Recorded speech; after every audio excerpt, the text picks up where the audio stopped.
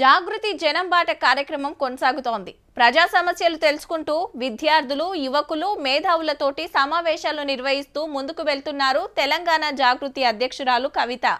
మరోవైపు గత ప్రభుత్వ వైఫల్యాలు, అవినీతి, అక్రమాలు ఒక్కొక్కటి బయటపెట్టడంతో బారాస నేతల్లో ఆందోళన నెలకొంది.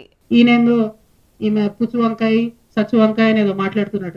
ఇంకొకసారి నా మీద ఎటువంటి మాట్లాడితే తండ్రి వయసుని కూడా చూడము, పిచ్చి పిచ్చిగా మాట్లాడితే పుచ్చలేసిపోతా చెప్తున్నాను. కవితక్క గిట్లా దమ్కి ఇచ్చింది ఎవరికి అనుకుంటున్నారు? బీఆర్ఎస్ లీడరు పాత మంత్రి నిరంజన్ రెడ్డి సారుకు.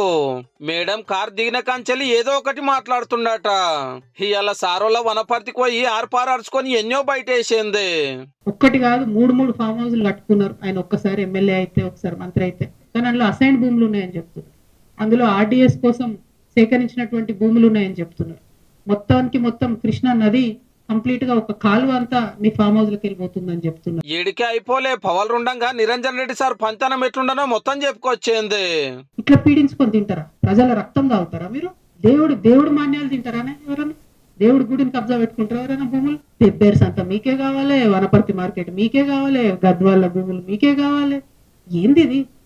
అంతుండాలి కదా భూదాహానికి, ధనదాహానికి. తెలంగాణ వచ్చినాక నిరంజన్ రెడ్డి గారు గెలిచిందే ఒక్క పారి, ఎమ్మటే వ్యవసాయ మంత్రి పదవి వస్తే గిట్ల పవర్ చూపించిండట. అంటే 32 మంది బీసీ బిడ్డల మీద కేసులు పెడతారండి. ఒక్కసారి కాదు, రెండు సార్లు జైలుకు పంపించారు ఒక్కొక్కరిని. అయితే మీరు అక్కడ లోకల్ ఎంఆర్ఓ ఆఫీస్ కాలబెడితే కూడా చూసుకుంటూ ఉండిపోయారట. మరి అది ఒకవేళ నిజంగా కేసీఆర్ గారికి తెలిసి ఊరుకుంటే మాత్రం 100% అది తప్పు అవుతుంది, అది కరెక్ట్ కాదు. ప్రజలు మంచి తీర్పు ఇచ్చారు. ఇంకా బీభత్సమైన మెజార్టీతో కొట్టేది ఉండే మిమ్మల్ని. మరి నిరంజన్ రెడ్డి గారు చేసినటువంటి అవినీతి కేసీఆర్ గారికి తెలియదా? వనపర్తి ఇలాకాకు వచ్చి కవితక్క గిన్ని మాట్లాడినా నిరంజన్ రెడ్డి సార్ అయితే పల్లెత్తు మాట అంటే ఒట్టు పిచ్చిగా మాట్లాడితే పుచ్చలేసిపోతా చెప్తాను.